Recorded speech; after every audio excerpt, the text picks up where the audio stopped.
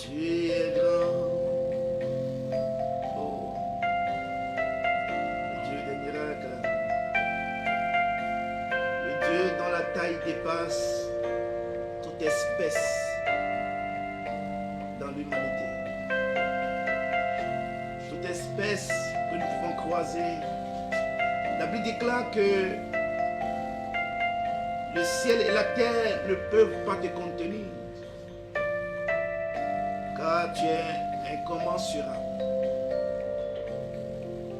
La mer ne peut pas te contenir, la terre ne peut pas te contenir, le ciel ne peut pas te contenir. Tu remplis tout l'univers et ta présence se fait sentir partout. Nous te disons merci pour ce merveilleux jour que tu as accordé à chaque personne, ce merveilleux jour que tu nous as donné. Oh Seigneur, toute la gloire à toi et à toi seul. Toute la gloire à toi et à toi seul. Reçois, Seigneur, la gloire ce matin. Toi qui as veillé sur eux, tu as veillé sur nous. Reçois la gloire ce matin, reçois la gloire. Parle-nous ce matin, conduis-nous dans ta parole, conduis-nous Seigneur, afin que entre les lignes, que l'intelligence comprenne et que le cœur accepte ce matin, au nom puissant de Jésus-Christ. Merci de ce que tu l'as fait. Bienvenue à ce programme Méditation du jour. Si vous êtes avec nous, que le Seigneur vous bénisse et qu'il déverse ses faveurs sur votre journée au nom puissant de Jésus-Christ. Voilà encore une occasion pour que Dieu nous parle, parce que la méditation nous permet d'aller, de faire contrôler la journée par la parole de l'Éternel. Et quand nous méditons, nous allons au-delà de la simple lecture. La méditation nous permet de vivre une communion avec l'Éternel à travers sa parole, d'accepter sa volonté pour la journée et de lui permettre de nous donner sa direction, de nous relever là où nous sommes tombés, de nous fortifier et de nous donner courage. C'est ça le but de la méditation. La méditation nous relève et permet à Dieu de nous parler, de nous restaurer, d'être en communion avec lui à travers sa parole. Donc c'est très important de méditer. Même après l'émission, que continuez à fouiller et à aller en profondeur. Le Saint-Esprit sera avec vous pour vous conduire au-delà de ce qui a été dit, et ce serait très merveilleux. Donc que le Seigneur vous bénisse. Si c'est la première fois ou si c'est en zappant les chaînes que vous êtes tombés sur cette chaîne Évangélique TV, sachez que c'est une chaîne pour Christ et pour Christ seul. Et si vous n'avez pas encore reçu Christ dans votre vie, c'est le moment de l'accepter, de lui donner la direction de votre vie, de le laisser conduire toutes choses en vous au nom puissant de Jésus. Il est là pour détruire vos peurs. Il est là pour vous donner une assurance. Acceptez-le, donnez-lui le plan de la vie. Et lui, il a déjà un merveilleux plan. Il n'a pas besoin. Donc donnez-lui juste la direction. Dites oui, j'accepte. Je t'accepte comme Seigneur et Sauveur.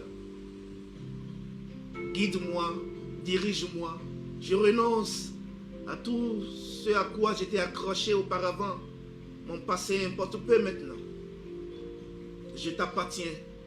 Je sais que tu as versé ton sang pour moi et pour moi seul. Je prie que tu me pardonnes ces temps d'ignorance, ces péchés, et que tu fasses de moi une nouvelle créature dans le nom de Jésus. Amen. Nous allons rapidement aller dans le livre de Nombre 13. Nombre 13 au verset 31. Nombre 13 au verset 31. Mais les hommes qui étaient allés avec lui dirent: nous ne pouvons pas monter contre ce peuple car il est plus fort que nous. Je répète pour vous. Mais les hommes qui étaient allés avec lui dirent: nous ne pouvons pas monter contre ce peuple car il est plus fort que nous. Nous allons essayer de placer ce texte dans son contexte c'était la période de la possession, où le peuple de Dieu, conduit par Moïse, devait aller posséder Canaan, qui est une terre promise. Et arrivé, Dieu a recommandé à Moïse d'envoyer des hommes de chaque tribu pour aller sonder, pour aller voir le terrain et venir donner leur point de vue, de lui donner une suite. Et quand ils sont allés, la Bible dit dans le livre de Nombre 13 qu'ils étaient au nombre de 12. 10 ont dit: nous ne pouvons pas posséder ce pays parce que nous avons vu des géants, des gens qui nous dépassent, des Amalécites. C'est des géants. Nous avons vu de très géants personnes, et donc nous ne pouvons pas posséder ce pays. C'est pas possible. Donc nous voyons par là qu'ils se sont laissés influencer par la taille. Ils se sont laissés influencer par ce qu'ils ont vu. Mais heureusement que la Bible nous dit que nous ne marchons pas par rapport à ce que nous voyons, mais par rapport à notre foi. C'est pour ça qu'il dit: le juste vivra par la foi. Comprenez et que ce que vous voyez ne doit pas vous influencer. C'est ce que Dieu peut faire qui influence. Alors, dans ce discours, le peuple a eu peur.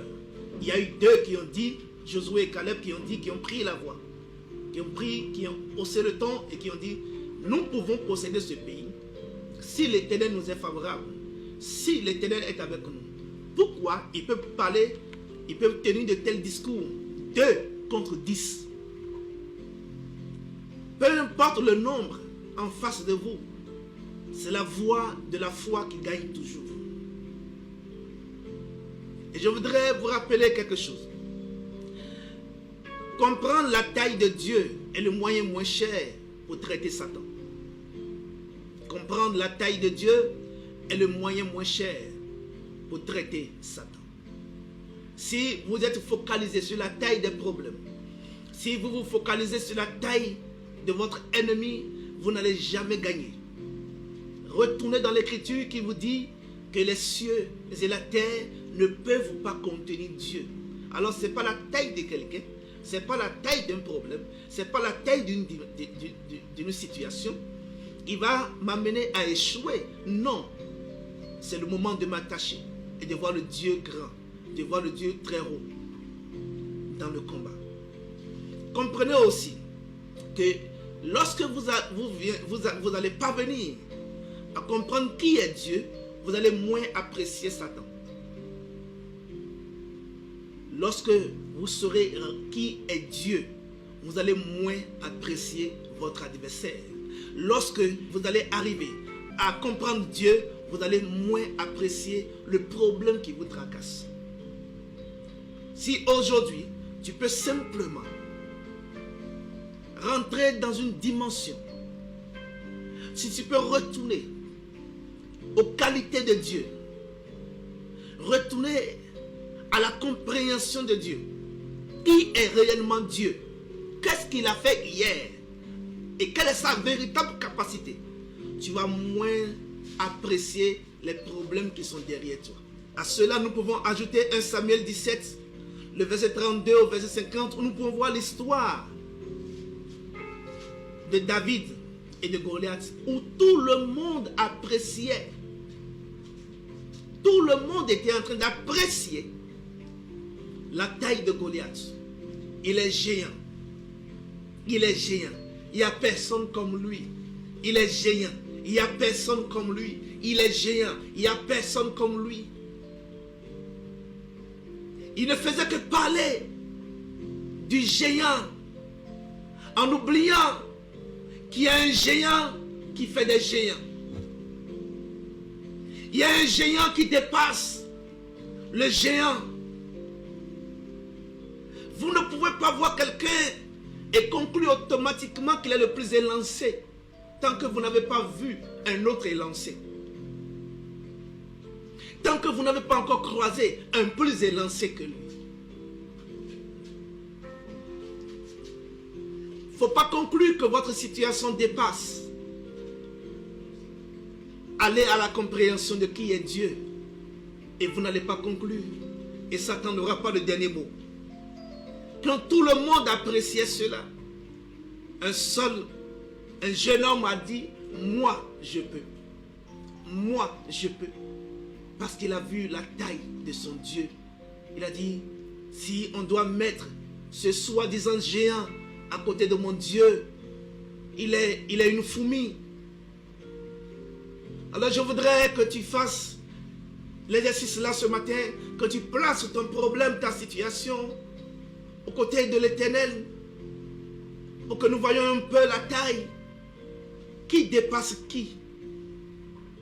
Si tu peux le faire, relève-toi, essuie tes larmes, prends courage, parce que la victoire est de ton côté. N'apprécie pas trop ton problème. Comprends Dieu. N'apprécie pas trop ton problème. Rentre dans la révélation de qui est Dieu. Et tu vas sortir gagnant. Lorsque vous voyez la taille, vous rentrez dans la compréhension de cette taille, de cette dimension de Dieu. L'opposition diminuera devant vous et disparaîtra dans l'air. Quand vous apprenez à comprendre, à rentrer dans cette dimension, l'opposition va disparaître devant vous. Et ceux qui ont vu Dieu n'ont plus peur des hommes. Ceux qui voient Dieu n'ont plus peur des hommes. Ne soyez pas occupés à voir la taille de ce géant, mais voyons ensemble la taille de Dieu. Voyons ensemble la taille de Dieu.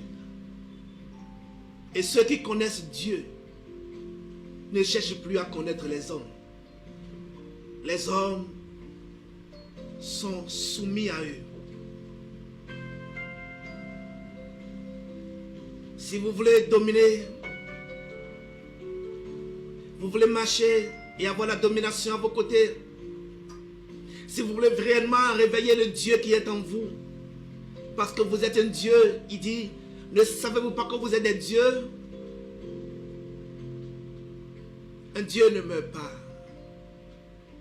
C'est pour ça Josué et Caleb pouvaient dire, si Dieu est de notre côté, nous sommes déjà des dieux. Et si le grand Dieu se met avec nous, ces géants que vous êtes en train d'apprécier ne seront que des fourmis devant nous. Je voudrais que tu apprécies Dieu chez toi, que tu prennes la position que tu veux, mais que tu apprécies Dieu, que tu vois Dieu au-delà de ce qui t'arrive, que tu te lèves et que tu prennes courage et que tu avances maintenant, que tu abordes la journée avec sérénité et à la fin, tu partageras le témoignage avec nous. Que le Seigneur vous bénisse, que le Seigneur déverse ses faveurs sur votre vie. Journée bénie à vous, journée de grâce, journée de témoignage, journée de résultats, journée de gain à chacun de vous. Le Seigneur vous bénisse. Shalom chez vous, shalom et shalom au nom de Christ Jésus. Amen.